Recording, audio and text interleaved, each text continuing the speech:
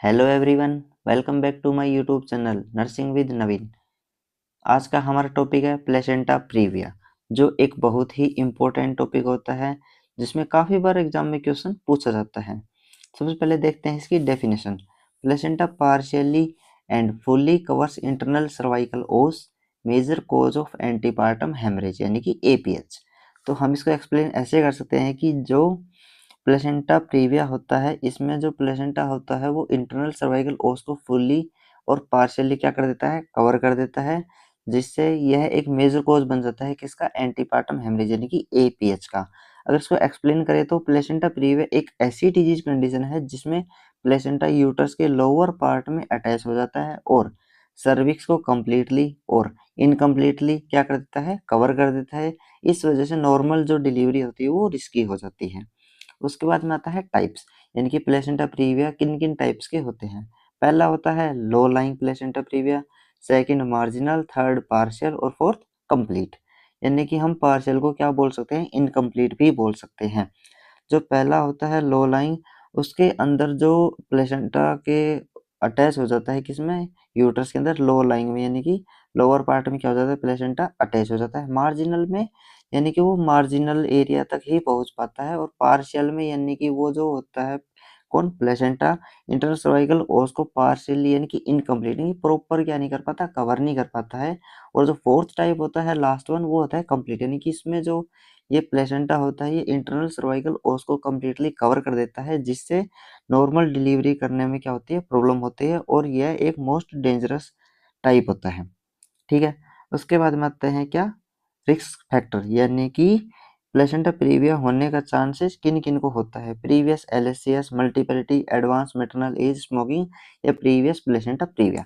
यानी कि previous LSCS यानी कि पहले कभी सी सेक्शन हुआ हो, या फिर मल्टीपैलिटी यानी कि मल्टीपल प्रेगनेंसी हो, एडवांस मैटरनल एज यानी कि मदर की जो उम्र है वो 35 साल से ज़्यादा हो, स्मोकिंग हैबिट हो, प्रीवियस प्लेसेंटा प्रीविया यानी कि कभी पहले प्लेसेंटा प्रीविया हुआ हो। ठीक है। एग्जाम में mostly previous C section important होता है, जो कई बार हम लिख देते हैं, और ये एक इम्पोर्टेंट भी होता है जो कई बार पूछ लेते हैं। उसके बाद में आती है पैथोफिजियोलॉजी, यानी कि placenta implants in lower uterine segment. Placenta क्या होता है, इम्प्लांट होता है किसमें, लोअर यूट्राइन सेगमेंट में। Stretching leads to separation, stretching किसको लीड करती है, सेपरेशन को, जिससे क्या होता है, रिजल्ट्स इन पेनलेस ब्लीडिंग। जो पेनलेस ब्लीडिंग का क्या हो जाता है, रिजल्ट में हमें दिख जाता है, हमें पता लग जाता है। देन उसके बाद होता है साइन एंड सिम्टम्स, यानी कि साइन एंड सिम्टम्स क्या हो सकते हैं। सबसे इम्पोर्टेंट जो साइन एंड सिम्टम्स होते हैं वो होता है पेनलेस वेजाइनल ब्लीडिंग, यानी कि जो वेजाइनल ब्लीडिंग होगी इसमें पेन नहीं होगा, ब्राइट रेड कलर का ब्लड होगा, सॉफ्ट नॉन टेंडर यूट्रस होगा, और माल प्रेजेंटेशन जो होगी वो क्या होगी, कॉमन होगी। और ये मोस्टली थर्ड ट्राइमेस्टर के अंदर क्या होता है, प्लेसेंटा प्रीविया की कंडीशन। अब उसके बाद हम ट्रिक में कैसे देख सकते हैं, अगर पेन नहीं होगा, यानी कि ये पेन लेस है इसलिए पेन नहीं होगा, तो प्लेसेंटा प्रीविया की कंडीशन होती है। देन उसके बाद में आता है क्या, डायग्नोसिस, यानी कि हम पता कैसे लगाते हैं। डायग्नोसिस के लिए सबसे पहले जो बेस्ट होता है वो होता है अल्ट्रासाउंड, ट्रांसवेजाइनल बेस्ट, यानी कि ट्रांसवेजाइनल अल्ट्रासाउंड क्या होता है, बेस्ट होता है। Then avoid digital PV examination, हम डिजिटल पीवी एग्जामिनेशन को क्या करते हैं, अवॉइड करते हैं, यानी कि इसको परफॉर्म नहीं करते हैं।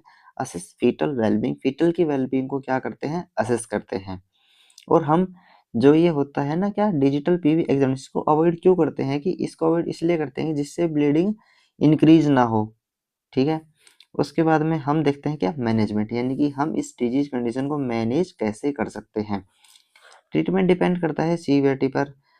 फिर आता है बेड रेस्ट, मॉनिटर, सबसे पहले बेड रेस्ट देंगे मदर को, वाइटल मॉनिटर करेंगे, ब्लड ट्रांसफ्यूजन करेंगे इफ नीड, अगर ज़्यादा ही ब्लड लॉस हो गया है मदर के अंदर तो हम ब्लड ट्रांसफ्यूज करते हैं, प्लान सिजेरियन सेक्शन करते हैं। उसके बाद में आता है नर्सिंग मैनेजमेंट, यानी कि नर्सिंग मैनेजमेंट क्या होता है। नर्सिंग मैनेजमेंट के अंदर मॉनिटर ब्लीडिंग एंड वाइटल्स, यानी कि जो नर्स होती है वो ब्लीडिंग को और वाइटल्स को मॉनिटर करती है, फीटल हार्ट रेट को मॉनिटर करती है, आईवी लाइन को मेंटेन करती है, और इमोशनल सपोर्ट जो होता है मदर को वो क्या करती है, प्रोवाइड करती है। कॉम्प्लिकेशन, यानी कि अगर इसका सही टाइम पे इलाज ना हो तो ये कॉम्प्लिकेशन यानी कि क्या क्या बढ़ा सकता है, यानी कि किस किस कंडीशन में बढ़ा सकता है। हैवी हेमरेज हो सकती है, यानी कि मेटरनल को हेमरेज हो सकती है, मदर शॉक में जा सकती है, और प्रीटर्म डिलीवरी हो सकती है, यानी कि प्रीटर्म बर्थ हो सकता है, और फीटल डिस्ट्रेस भी हो सकता है, और मदर और बेबी दोनों को क्या होता है, रिस्क भी हो सकता है।